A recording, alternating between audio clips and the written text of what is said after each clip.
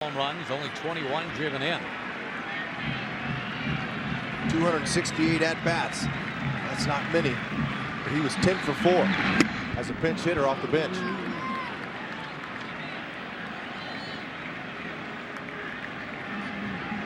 Oh, excuse me, 4 for 10. Got him backwards. The 10 for 4, he'd be incredible. I'm sorry. You can't get pinch hitting like that. Little brain cramp.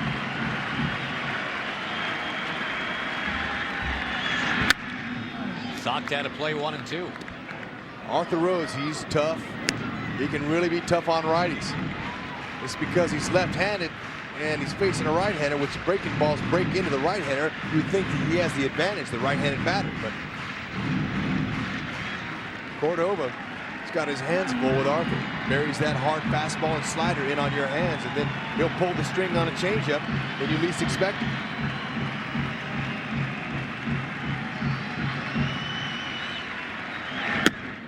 Fastball runs up high.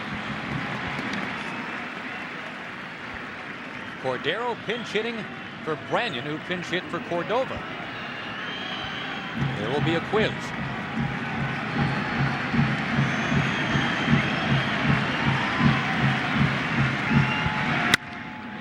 Two is golf to left. Javier at the track has got it. And it's off to the 8th in Cleveland. Game 4. The Mariners trying to send it back to Seattle for Game 5. Inning 3-2 game. Arthur Rhodes and Jeff Nelson on for Freddy Garcia.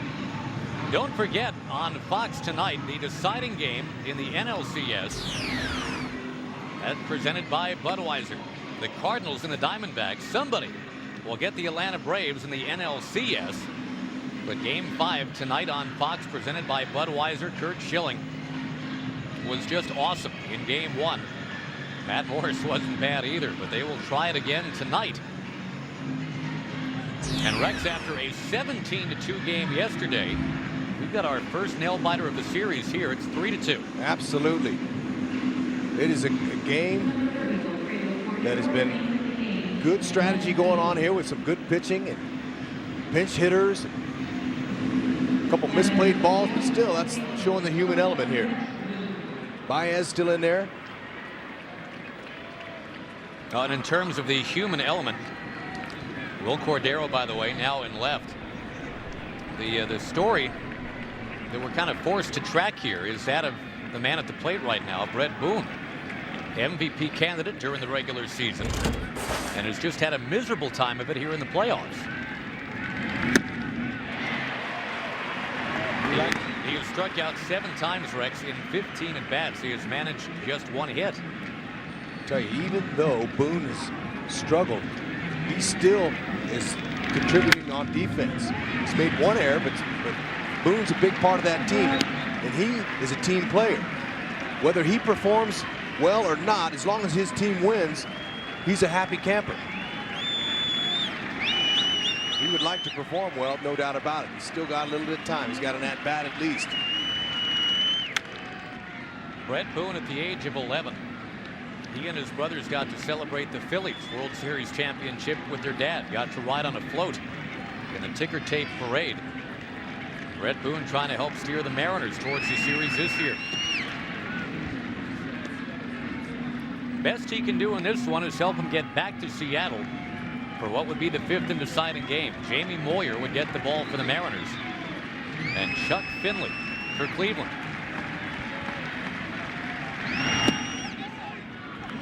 That would be a rematch of Game 2. Moyer was the dominating pitcher in that game.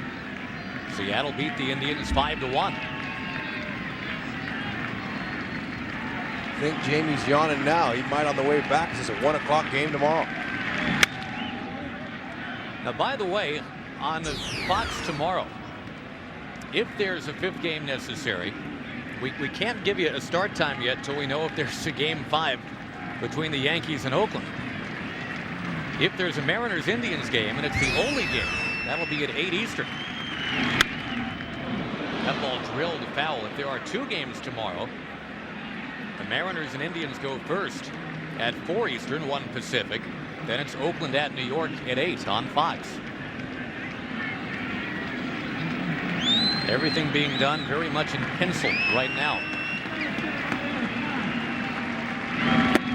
Got him again. Baez had the split finger waiting for him. Setting it up with fastball curveballs, and here Boone hadn't seen the split yet.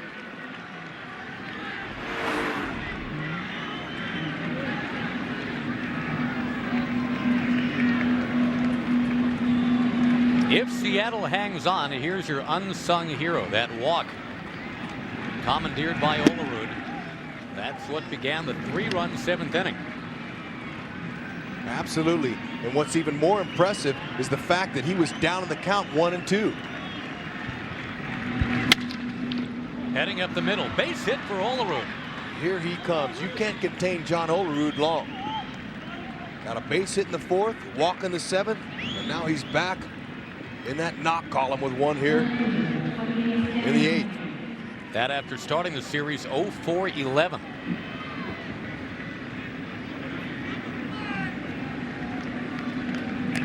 And the veteran Stan Javier, who has been on base twice.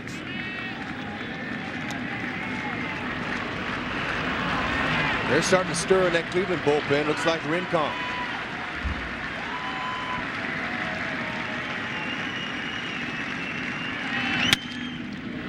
Ground ball is short. Here's one. And not in time for 2.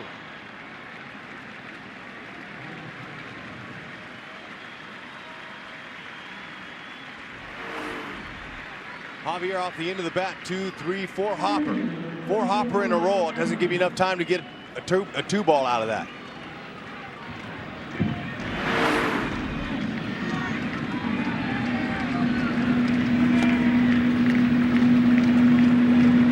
You look ahead to the bottom of inning 8, and Cleveland will have up 9-1-2 in the order.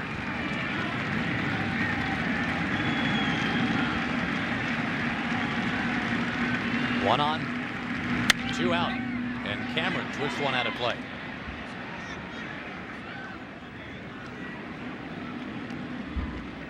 We've talked about it with Seattle. Sasaki owns that 9th inning.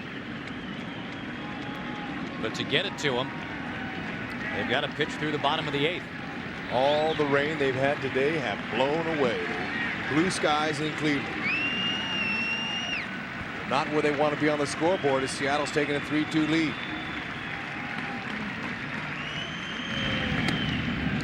Yesterday's 17 runs on 19 hits for the Indians. 2 runs on 4 a day later. Cold front indeed.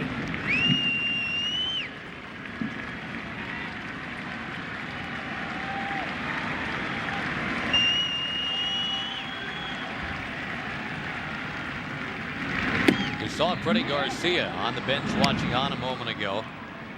You talk about taking the ball and doing your job.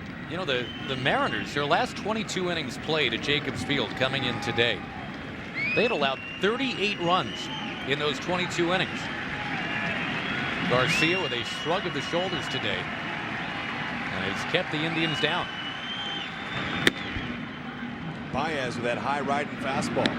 I'll tell you, Dick Pohl, the pitching coach for the Cleveland Indians, they really like Baez, and they're not sure exactly what his future holds. Baez, they can use him out of the bullpen. He could be a stopper or a closer, but they're happy with Bob Wickman, who's out of a contract, by the way, at the end of this year. Or they could start him. He could be a starting pitcher. So they're really banking on the future of this young man here, Danny Baez.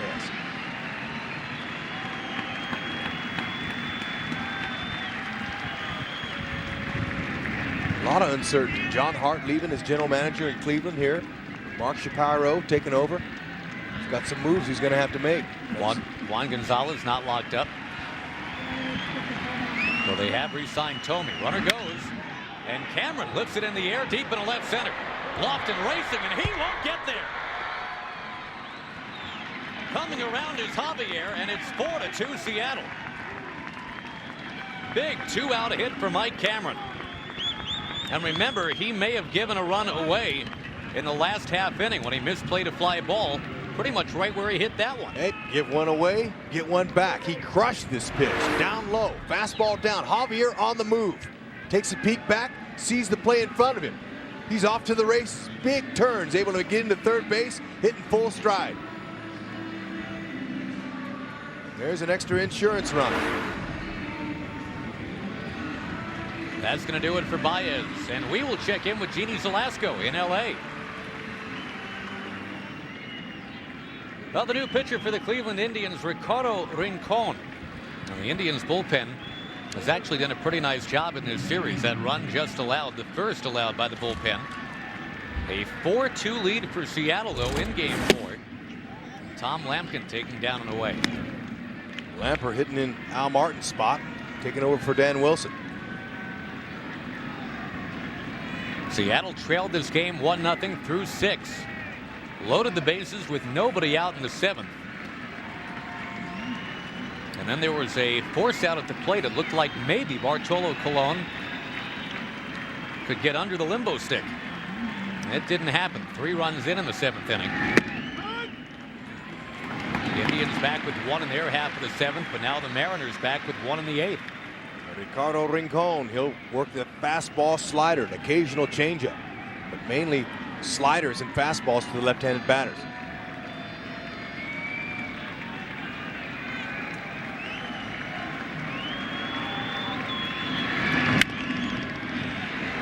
But you're right, it seemed like Bartolo had the momentum.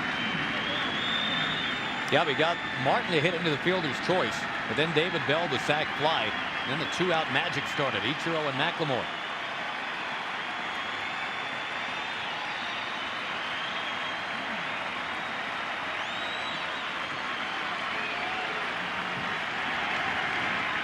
Rincon trying to keep it 4-2.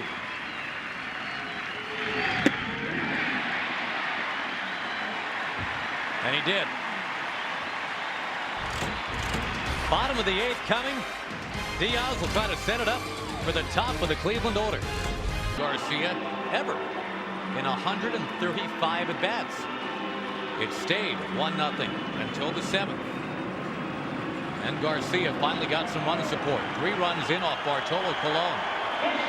The teams have traded runs since then. 4-2 game. So it's up to Arthur Rhodes to get the ball to Kazuhiro Sasaki. He'll try to do that here in this inning as Diaz will act as a leadoff hitter, batting 9th.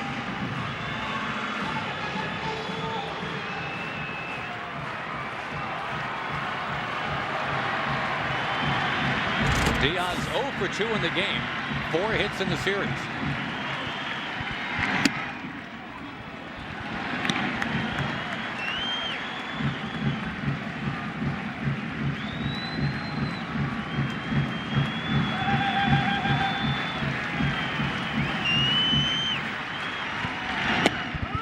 In there, fighting off the inside half, 1-1.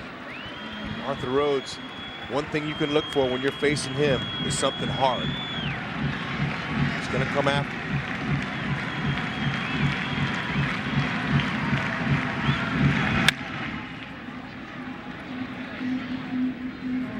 you. Arthur Rhodes followed Jeff Nelson. And those guys followed 6 1/3 strong innings from the Chief, Freddy Garcia.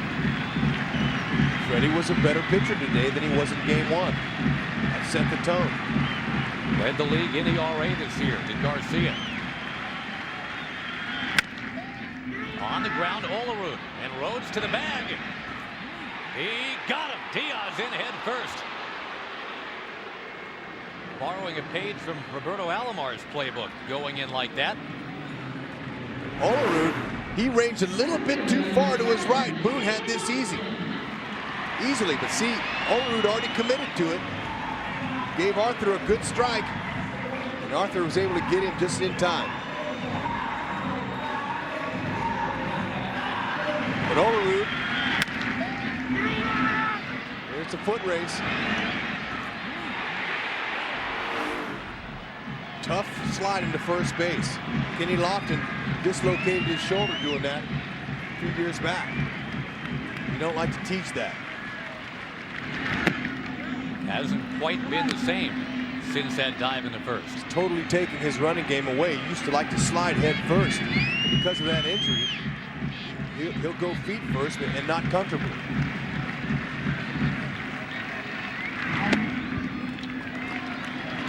But I've tried that myself, diving at first base when I was a player. And man, it's hard on your body. The will is there to try to beat the throw any way you can. But it'll put some mileage on that body. Upstairs, 2-1.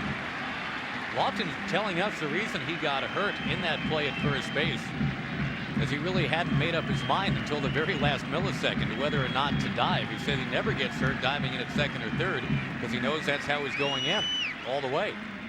Get over to first. Not head first in there this time. 2 ground ball outs, and here's what Rex was talking about with Lofton a couple of years ago. That's right, here he goes. Good play by Mike Stanley.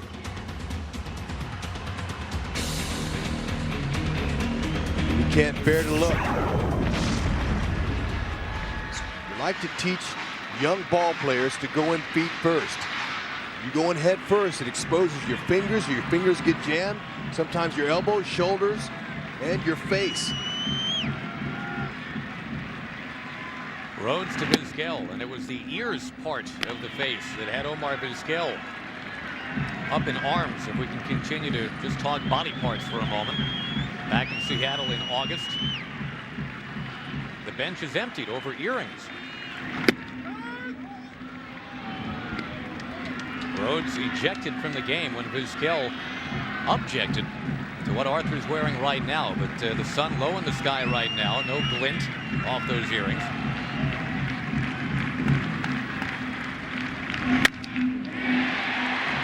Boy, Vizquel continues to harass Arthur Rhodes. This time with his bat to bring the tying man to the plate. It'll be Alomar. Vizquel looking for something hard. Fastball down the middle. Lampkin setting up away. Ball drifted out over the middle. Got struck. Well struck.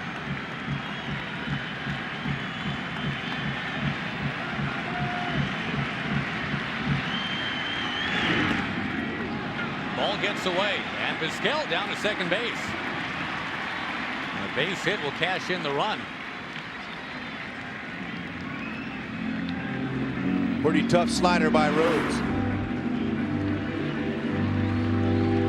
Alomar had no chance. Lampkin tried to keep it in front. Vizquel will advance. What a big insurance run by Seattle last inning. Rhodes and Alomar, former teammates in Baltimore. He was in the bullpen when Alomar hit the big late inning home run against Cleveland in '96. Arthur bouncing another one. Ball and a strike to count. Rhodes knows that Alomar can handle a fastball. Two straight sliders. Alomar's got some pop. During the regular season, he hit 7 home runs in 154 at-bats. Right-handed. 20 home runs overall, and again he's had some big ones in the playoffs. Right center. Ichiro. And it stays 4-2. Gonzalez withered on deck.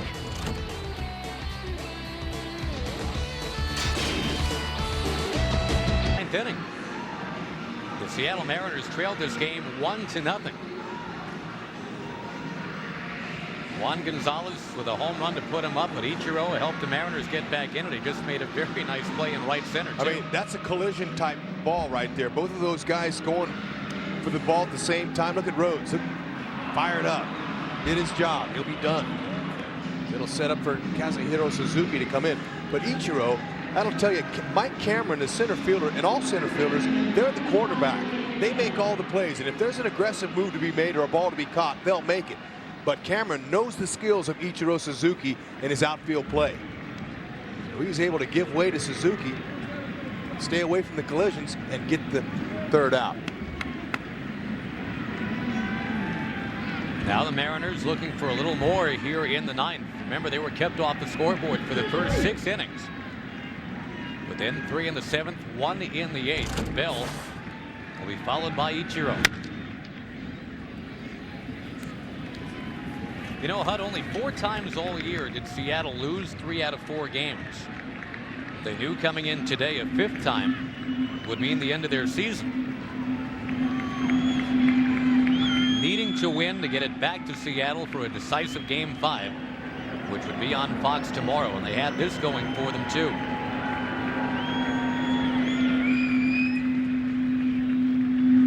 Lou Piniella, he knows the importance of this game. I mean, he came out charging Rick Reed, the umpire, on which is really a cardinal sin in baseball. You can't debate balls and strikes. But Lou came out, arms flailing,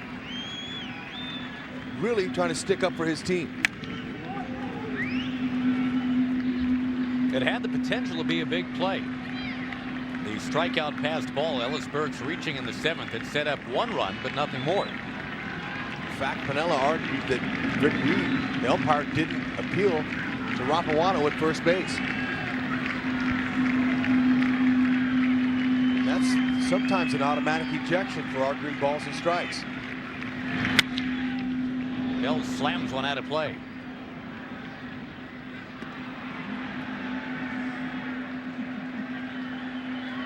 Lou has worn a path in the dugout here at the Jake. Gerald Perry, the hitting coach, the man with the gray beard. We haven't given him proper respect at all, and he's done a fine job with these hitters in Seattle. Outside. And in terms of Lou Piniella, you know, conventional wisdom, remember, Rex, that he would be gone after last year, either to Cincinnati or Tampa Bay as a managerial free agent. Everyone talks about Brett Boone being a big free agent signing. How about Lou Piniella?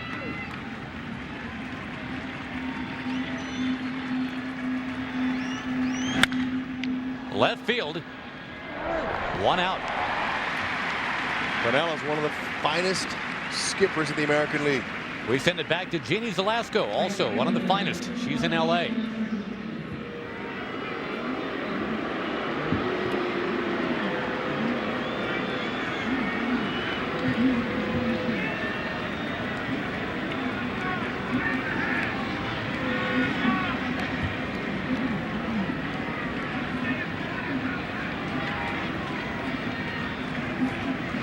All right, Jeannie, thank you very much. Jermaine Dye has been such a catalyst for the Oakland A's. Wouldn't that be something if that ended up being a 5-game series with a deciding game back in New York? Can't count out the world champions, who has, by the way, several scouts here watching this game. Yep, Gene Michael in town. Great Gene Michaels. Stick is his nickname. He's out looking, scouting, and he told me he will have the report tomorrow on the Yankees desk for Joe Torre. Ichiro. How about dropping the nickname Stick on this guy? I'm sure Gene Michaels wouldn't mind because he is a hitting machine. Ichiro, 3 hits today. He's been on base 4 times. And that is 9 hits now in a 4-game series. And it really doesn't register on the surprise meter at all. The guy hit .350 in the regular season. Credit Lou Piniella for going out and getting him 3 years ago to come to spring training. And like a student package deal. An exchange student. There you go. That's the word I'm looking for. An exchange student. He came over. Now they checked him out a little bit, sent him back. And then finally Seattle had to pay the team, the Cebu Lions, to get him. Oryx Blue Wave, excuse me. Yeah, he was a season away from free agency, and he told the Oryx team, I'm gone after 2001. So they were looking to get something for him. Oryx did what is called posting. They opened a little window for sealed bids for major league clubs. The Mariners bid was the highest, so they won the right to negotiate with Ichiro.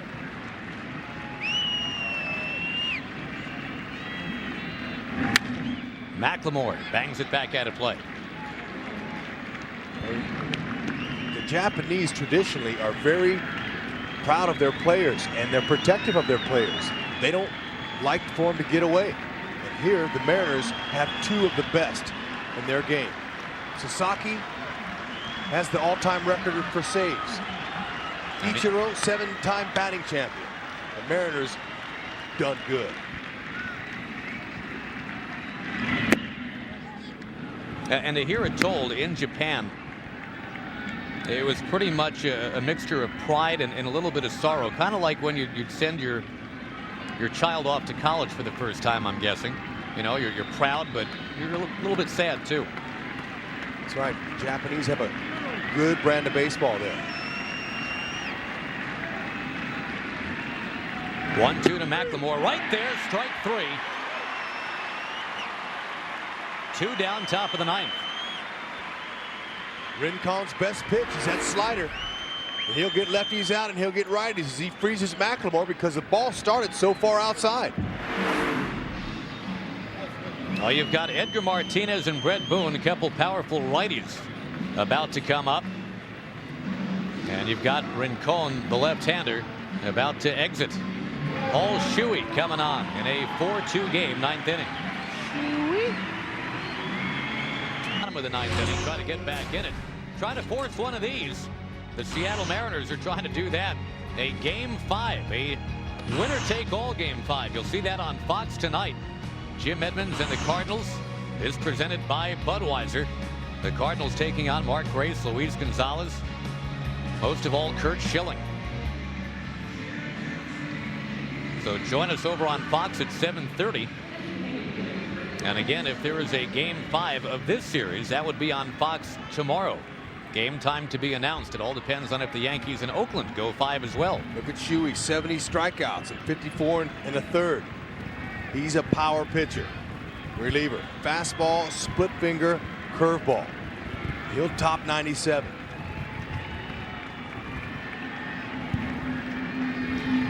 Edgar Martinez 1 for 3 with a walk in this game. A game that was delayed 2 hours 20 minutes by rain at the start. We have not exactly breezed through it once they got going. Very deliberate these last couple innings, as you'd imagine.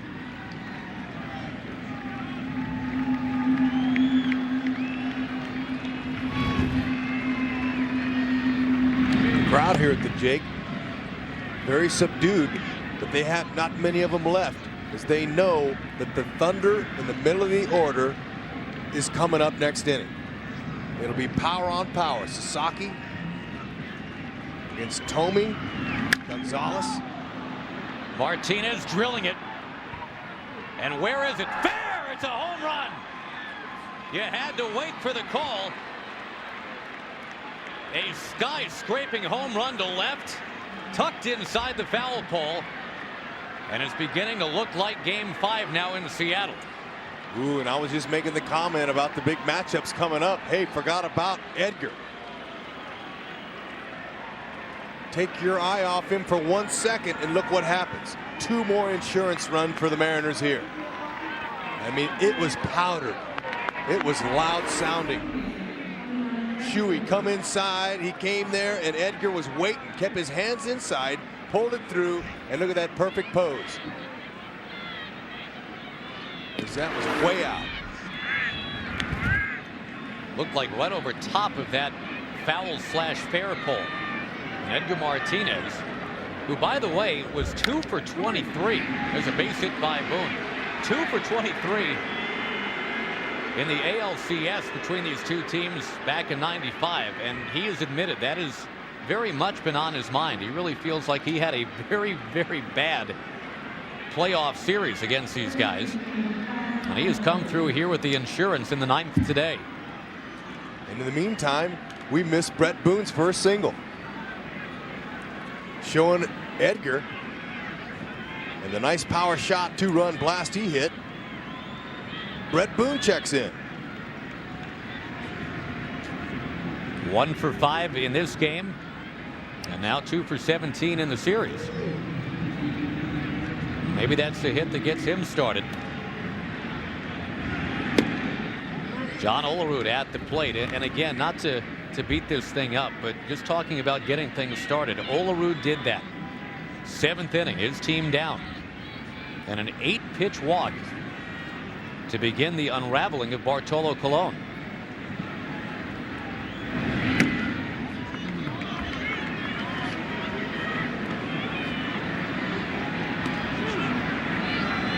Yep.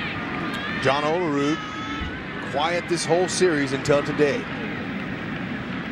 And that is the essence of Olerud anyway. Speak softly, carry that big stick. Just got through talking about that at bat. 8 pitch. But he was down in the count 1 and 2. Makes it even more impressive how he was patient and got on base when they needed base runners. Started that rally. Cleveland's bullpen had been perfect until today.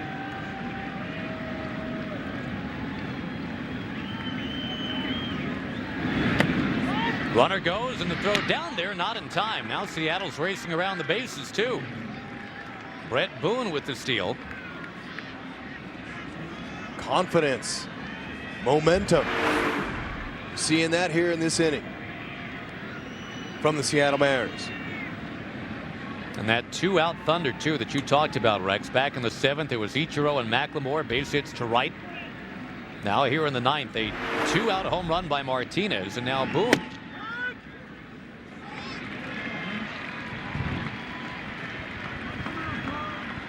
Mariners bat so quiet for the first 6 innings against Cologne. They had only 3 hits. Rodriguez now backing up Shuey in the bullpen. Inning comes to an end, but not before the Mariners tack on 2. And it's the closer coming on to face Gonzalez and Thome and Burks. We're 7 outs away from wrapping this series up. Here's Kazuhiro Sasaki. It has been some kind of topsy-turvy playoff game so far, Josh, but very exciting. Kazuhiro, you can see what he's done. He has blown 7 saves this year. His ERA is a little bit high, but he's been getting the job done. How about saves? 45. Very impressive. Fastball, forkball, curveball, and an occasional curve. He'll throw once in a while, but it's mainly fastball, fork. And he's got 2 speeds to that forkball. One's a get me over fork, he'll throw for strikes, and the other he throws a little harder down in the dirt to make him whiff at it. He will face Juan Gonzalez, who gave the Indians a 1-0 lead back in the 2nd. That's a lead that they cradled all the way into the 7th inning. And you mentioned it, Sasaki, not usually the kind of guy that has any problems. Not with a 1-run lead, certainly not with a 4-run lead. But the Indians, well, they scored 17 runs yesterday. And they have already had a comeback for the ages at this ballpark this year against his team.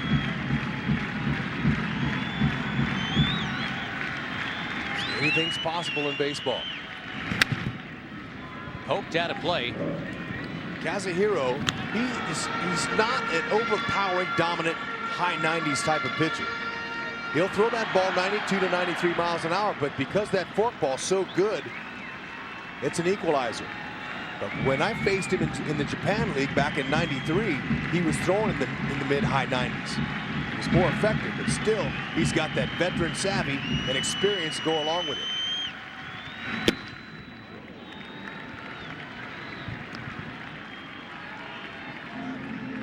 Pitched for the Yokohama Bay Stars. I played for the Yakuto Swallows. Japan champions, by the way. Only championship I ever won in my 21 years. Where's your ring? I have none. They didn't give us rings there. Strike 3. There's the forkball that he throws for strikes. It's a baffler. It'll really confuse the hitter. It looks up out of the zone, and there it drops right into that happy zone. Happy, the word of the day, back in Seattle. 2 outs away from getting Game 5, and Jamie Moyer, the oldest first-time 20-game winner in the history of Major League Baseball. It has been just a carriage ride through Candyland for Jamie Moyer this year. Strike one to Thome. And Chuck Finley with a chance, a second chance. And what he's been waiting 15 years for, the chance to pitch in a big-time playoff game. Doesn't get any bigger than that. Game times to be announced. It depends on if there's a Game 5 with the A's and the Yankees. It will either be at 4 Eastern or 8 Eastern tomorrow. So in Seattle, if you're thinking of coming to a potential Game 5, chill, hang out. You will know soon enough if that's a 1 o'clock local start or a little bit later in the day. Well, like Lou Piniella said earlier today in our interview, he said, we're going back to Seattle regardless. We might as well take Cleveland on a long trip with us. I can imitate him better than that, but I held off. I thought you nailed it back in the second inning. You were good. Well, I let off him here a little bit. What the heck? They're going back anyway. Can you do Lloyd Bridges? No. He 1-2 to Thome. Missing in. By the way, the coordinating producer of Fox Baseball, Michael Weissman. Today's game produced by Carol Langley McDermott. Directed by Ray Tipton. Associate Director Kathy Hunt. Broadcast Associates Brian Rome and David Porras. Technical producer Dave Hill.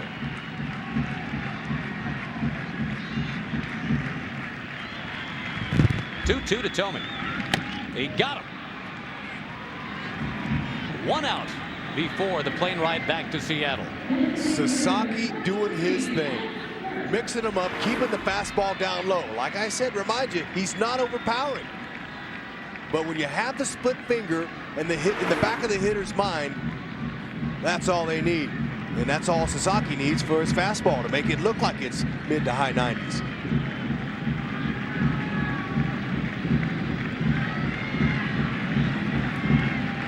Last chance for Cleveland, Ellis Burks. And a pop-up. And when it comes down, it's off to Seattle. The Mariners survive and they get Game 5. They get it at home and with their 20-game winner on the mound. Your final score in Cleveland here in Game